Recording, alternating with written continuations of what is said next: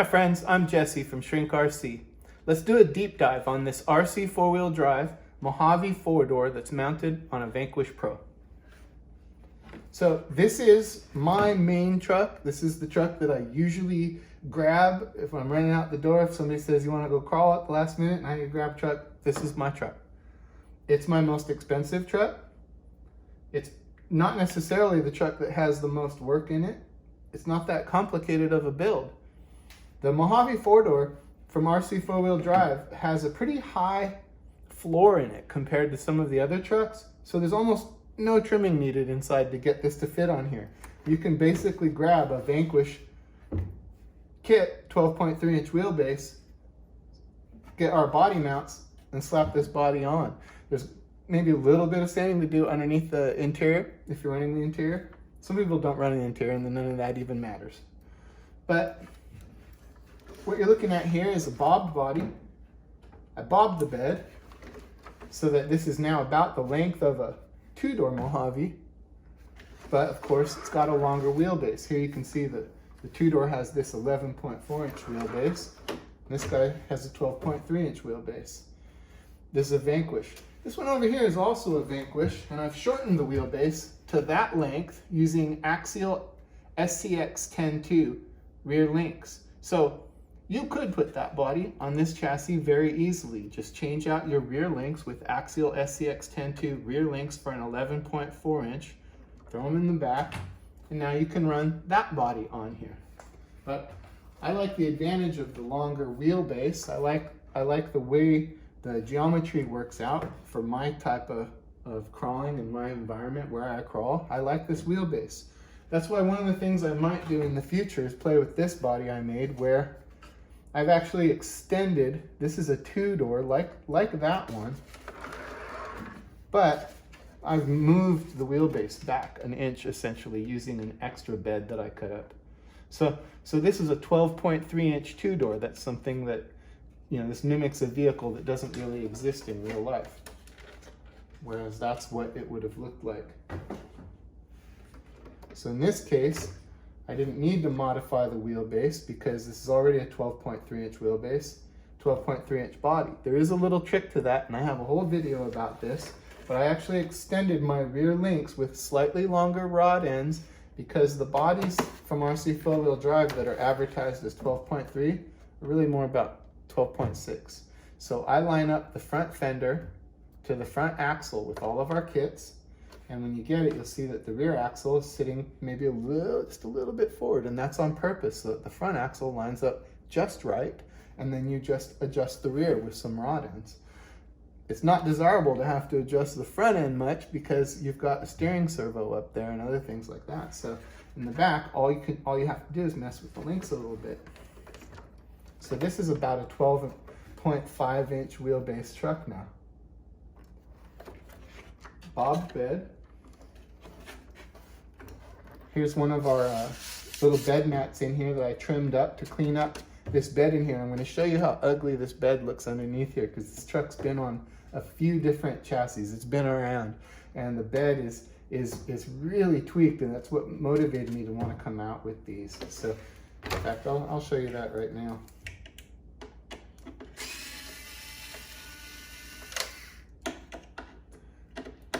I changed these shock tires out to aluminum ones. That's one of the few things that I felt that the chassis was lacking from the factory. It had everything else all nice and metal, but the shock tires were plastic. I didn't like that, so I changed them out. Watch this, are you ready?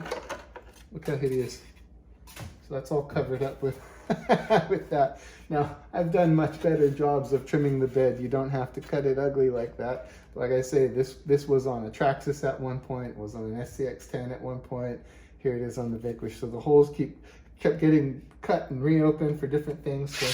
So now it's just got this guy in here. That cleans it all up pretty well. Let's see, this is from my build projects on Shapeways, this antenna. It's funny, when I was a kid, all the cars had RCs, and I thought it was so cool when they removed the antennas from RC cars. And then here we are, putting fake antennas back on them. So kind of ironic. So the driver here is Al Bundy. I gave him a little mustache. I took his tie off, loosened up his shirt so he didn't look so so stoic. But he's British, you know, right-hand drive. So he's the British Al Bundy now. However you say Al in British. Then we've got the 9.5 Warn winch up here. I like those from RC 4-wheel drive because it's got its own separate winch controller. You don't have to try to program your remote, which I'm terrible at. This is the metal Marlin front bumper. It's in the stock mounting holes of the front bumper for the Vanquish. In the back, I trimmed down the rear bumper from the Vanquish Pro. I don't think there's a lot of other custom things on the outside of this to show you. I went all out on the wheels on this one. These are the Vanquish methods with the black bead locks and the brass hubs, and these definitely contributed to the high cost of this build, but they look good on there. I'm gonna go with a slightly softer foam in here. These foams are too stiff. I had two lighter foams before, and now these foams are too stiff, so I just ordered up some Crawler Innovation single stage. It's part number 3008, if I remember correctly off the top of my head. Now, other than the shock towers that I changed out to aluminum, these there's not much else custom on this chassis. I changed out the springs and collars to ones from an Axial 10-2. Still the incision shocks on here, but the threading on those incision shocks works with the Axial collars and stuff. So those are 10-2 springs and collars on there on the incision shocks. Look at the underside here. Now, some of this grinding was actually done for other vehicles, but that shows you how this body is really a good body for not having to do a ton of work to it to put it on a whole bunch of different trucks, because this was on a Traxxas TRX4. That's what I know that's what that's from. That's from the rear servo on the Traxxas, you know, and grinded away for some other vehicle stuff here too. But as you can see, this is so low in here and this is so high that it all just fits under there without much work at all. You know, people write to me sometimes and ask me, what's the easiest build I can do? And there's really only one easier than this, and that's the Tundra, because there is no interior for the Tundra. And if I recall, this doesn't come with an interior either, but it is most often people like to put an interior in these. And I always assume, when I answer questions about these, I always assume that you're running an interior. And sometimes people go, well, I'm not running an interior, I don't care about that. And well, and if that's the case, you're good to go with almost all of them. There's almost nothing to do if you're not running the interior. It's the interiors that take up the work, and a little bit of trimming for the rear shock tower. What else is there to show you on this? You can see here where I've gone in and done some gluing and fixing, but this is just a stock Mojave 4-door with an interior. And Al Bundy's in there with his mustache. British Al Bundy. Oh, here's where I had cut, at some point I had cut up the back here for the Traxxas TRX4, and I didn't like having that big hole there. I didn't need it on this one, and so I just made like a little sort of a rock plate that goes over that. It's just a flimsy piece of plastic, but that never contacts anything, so it doesn't matter. I should show you our body mounts. That is the whole point of this, isn't it? So here, I should have grabbed an extra set of these, but here's our body mount. It's this stick that you see right here, mounted on top of this tray. And it's actually mounted on the inside of these two ears. See these two ears here? There's an ear there and there's an ear there. And if you see this, you don't see any screw head here. And that's because if you saw a screw head on this surface, it would get in the way of the body. So this mount actually clips on the inside of those two ears, and the screws go in from the inside. If you have a mount of ours where you put these plates on, you go to put the body on, it's like, oh man, that body's, it's stretching and the mounts are too wide. It's because you have them on the outsides of these ears. You need to actually flip them and put them inside the ears on there.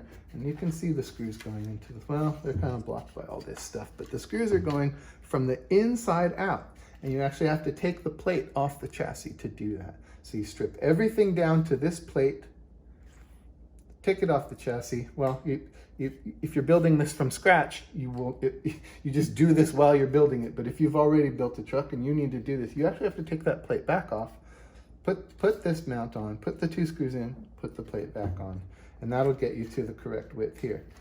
Then we have a piece that bolts up back here, and this will support your bed. All of our mounts come with a cab mount and bed mount. And that is so that your body isn't rocking back and forth and trying to break itself off of these mounts and break itself off of your doors. All of our body mounts come with bed mounts and cab mounts. This one's got a ProTech servo on there, 370 TBL. I'm not a brand specific kind of guy when it comes to electronics particularly.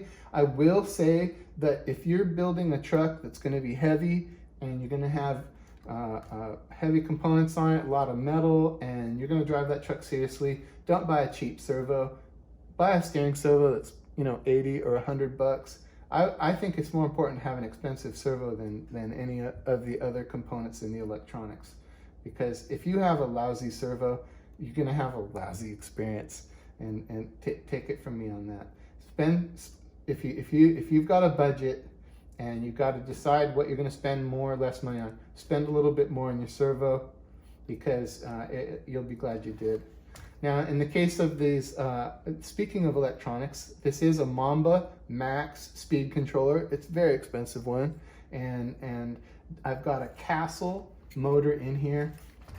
I gotta remember now. I think it's an 1800 or 1900 kV in there. You can see how I've mounted the speed controller right on this plate. I took the fan off of it. You don't need a fan on a crawler. You just don't. But I wanted to mention about the speed controllers that this one is an expensive speed controller with a brushless motor. If you didn't want to spend that much on that, then I would suggest something like a Fusion. I really am fond of that new Fusion motor with the 2300 from Hobbywing. I think that's probably the motor. I haven't even got one yet, but I already have a feeling that's going to become my new go-to, because it's all built into one. It's really simple. Seems to have really great control. I'm a fan. So this is my winch controller over here. All my wiring needed to be done real tight to make sure that everything would fit in there, and got, you know, the winch in there. I don't run anything back here in the receiver box. I leave that empty. But I've shown you now everything to this truck. I mean, like I say, it's a really stock chassis. I changed out the springs. I lengthened the rear links a little bit. It's got the Marlin front bumper on it. Good servo, upgraded shock towers. You can see where this is a battery tray that came with the kit, with the Pro. I just mounted it a little bit differently than it was originally meant to go, but that spot wound up being a great spot for the battery. Up here's where I run the battery for the winch. I gotta get the strap that goes there. But I run a little shorty here. 2200 milliamp hour battery here.